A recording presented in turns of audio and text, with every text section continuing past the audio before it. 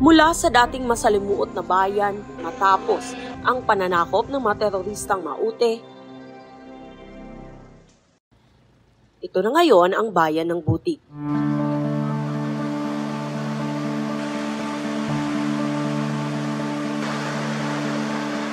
Malayo na sa dating madilim na mukha ng karahasan na karamihan sa mga naging biktima ay mga mag-aaral.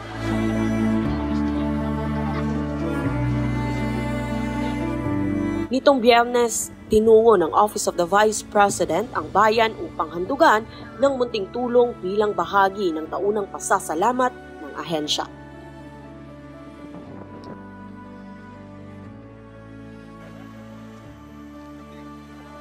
Si Mang Rico Unutan, isang decommissioned combatant, ipinaabot ang pasasalamat sa tanggapan ng Vice Presidente sa natanggap na tulong.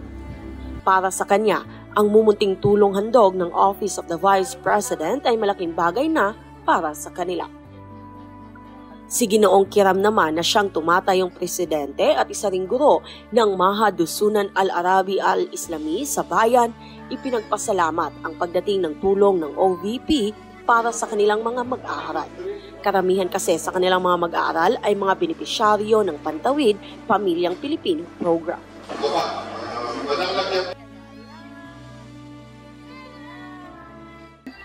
Ako ang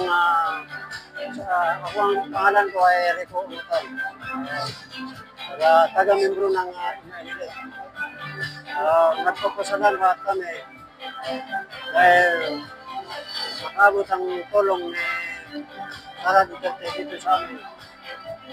Dahil tatanggap namin mga sa amin mga may hirap. Nagpapasalamat kami kahit kunting tulong dahil malaking halaga yan sa amin. Yun, kami sa mga MNL, gusto namin tuloy-tuloy ang mga usapan tungkol sa usapang kapayapaan.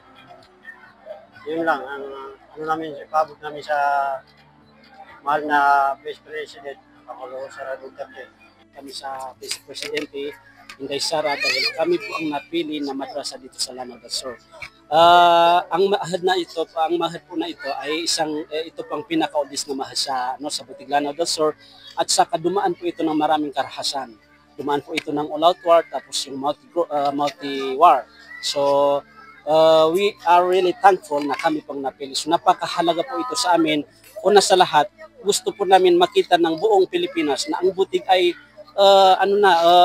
nagiging peaceful place na po ito. So yun po ang una at saka sa mga kabataan napakalaki pong halaga ito. Una po sa lahat, tayo ay nagpapasalamat sa ating mahal na Vice President sa initiative. We always advocate na ang Butik ay maging model sa mga magagandang gawain, programa ng national government. Dumaan sa matinding kahirapan ng Butik for more than 50 years as a result of the Bangsamoro struggle. So ngayon na nandyan na yung ating Bangsamoro Autonomous Regional Muslim Mindanao, nararapat lang siguro na ang Butiga ay maging model sa pagsulong ng tunay na pagbabago sa ating Bangsamoro region. Sa ating mga mahal na kababayan na Butiga, ito ay para sa inyo. Hindi lang para sa ating kundi sa ating mga anak at mga anak ng ating mga anak. And hindi natin ito kaya kundi kailangan natin yung tulong ng bawat isa. But I am confident. Ipinaabot naman ni Zuhaira Abbas, tumatayong office head ng Office of the Vice President BARM Satellite Office, ang mensahe ng pagsuporta ng Vice Presidente matapos itong bigong makadalo sa aktibidad dahil sa di inaasahang mga pangyayari. Ang ating mahal na Vice Presidente ay gustong-gusto pong makarating dito. Kaya lang alam ko po na alam nyo rin kung ano yung kalagayan sa ngayon. Inshallah, one of these days, makakarating din si Ma'am upang makita kayong lahat, no? Ang Thanksgiving activity po na ito ay actual na every annually na ginagawa ng Office of the Vice President. Last year po, one of the areas in Lanao din po yung ating nabisita. At ngayon po, kami ay natutuwa na kami ay nakarating sa butik upang kayo ay mahandugan ng gift packs. Sana po matuwa kayo sa aming munting handog. Maliit lang po yan na bagay mula sa amin, pero sana po ay inyong ma-appreciate. Para po yan sa inyo at sa inyong mga pamilya. Ang batang si Johiver, 3 taon nang ulila sa magulang. Tanging paglilibor lamang ang kasalukuyang pinagkukuhanan ng hanap buhay upang mabuhay ang kanyang 2 nakababatang kapatid. Abot langit ang ngiti at pasasalamat sa handog na tulong ng ahensya sa kanila. Thank you lang kasi wala akong magulang. Thank you lang sa inyo. Salamat rin sa Duterte, kabigan ng mga tabag. Maraming salamat po sa inyong Vice President dahil nakikita ng taong bayan ang tulong ninyo po sa amin. SBA, thank you. Ito lang kami naka-standby. Salamat lahat sa suporta mo. Samantala, bukod sa mga residente at mag-aaral ng Butig Lanao del Sur, nakatanggap din ng tulong handog ang ilang mga dating kasapi ng teroristang Dawla Islamiyah Mauti Group na kasalukuyang nanunuluyan sa himpilan ng 103rd Infantry Brigade sa Marawi City. Sila ay kabilang sa mga kasapi ng grupo na nagbalik loob sa pamahalaan matapos ang pagsisikap ng pamahalaan na mahikayat ang mga ito na sumuko at magbagong buhay. Maraming salamat sa ipamimigay ng Vice President Sara Duterte kasi yan ang gusto ng mga tao, ang iyong mga tulong. Maraming salamat kasi sila ay tumutulong sa amin kung paano pong maayos ang buhay namin.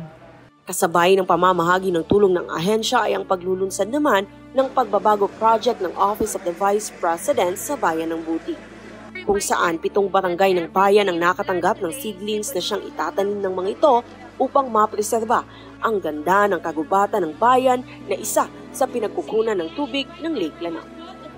Butig po ay isa sa mga targets natin for environmental protection. In fact, yung mga hotspots in terms of timber poaching ay isa po ang Butig. That's why alhamdulillah napili po to ni Office of the Vice President to support yung mga REFO projects natin dito. So we are glad nakatatlo tayong munisipyo na nagkaroon ng campaign ng OVP, no, to support mga trees campaign. And alhamdulillah kami po ay natutuwa sapagkat nakikita natin sa national level na sinusuportan yung mga ganitong programa na para sa aming mga Maranao, para sa aming mga Bangsamoro.